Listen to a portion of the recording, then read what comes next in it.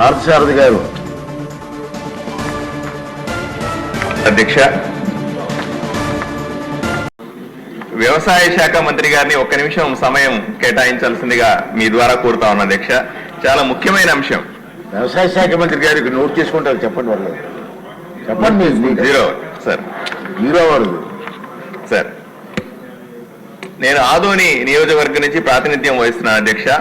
అక్కడ రైతులకు సంబంధించిన మార్కెట్ యార్డ్ సమస్య ఒకటి మీ దృష్టికి తీసుకొని వస్తా ఉన్నాను. రాష్ట్రంలోనే 2వ అతిపెద్ద పత్తి మార్కెట్ యార్డు ఆదోనిలో ఉంది అధ్యక్ష. అక్కడ వేరుశెనగ, పత్తి 2 ఉత్పత్తులు రైతులు అక్కడికి తీసుకొని వస్తారు.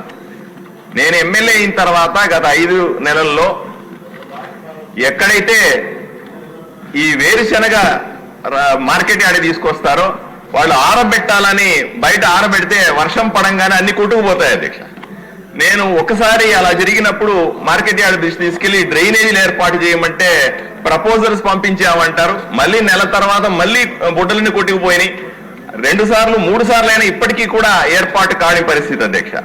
రెండవది, వేరుశెనగకు సంబంధించినటువంటి ఒక విచిత్ర సాంప్రదాయం ఆదోనిలో ఉంది అధ్యక్ష.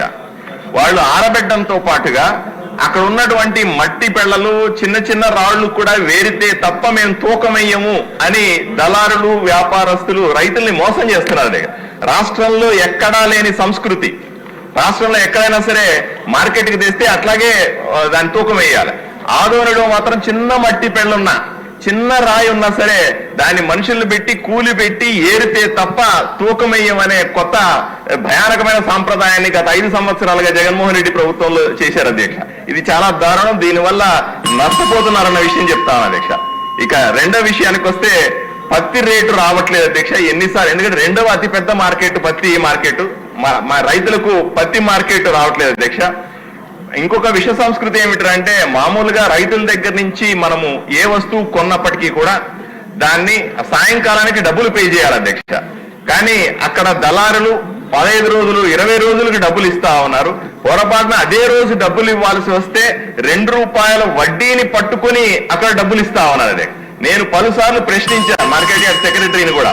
అయినప్పటికీ కూడా వడ్డీని వసూలు చేసే విష సంస్కృతిని తీయట్లేదు అధ్యక్ష. ఇది రైతులకు చాలా పెద్ద అన్యాయం చేస్తా ఉందన్న విషయాన్ని మీకు దృష్టి తీసుకొస్తా ఉన్నాను. అదేవిధంగా రైతులు విశ్రాంతి తీసుకోవడానికి భవనాన్ని నాశనం చేశారు, దాన్ని రిపేర్ చేయాల్సి ఉంది. అలాగే వాళ్ళకు వైద్య సదుపాయాలు ఇవ్వడానికి రైతుల కోసం ఇబ్బంది ఉంది.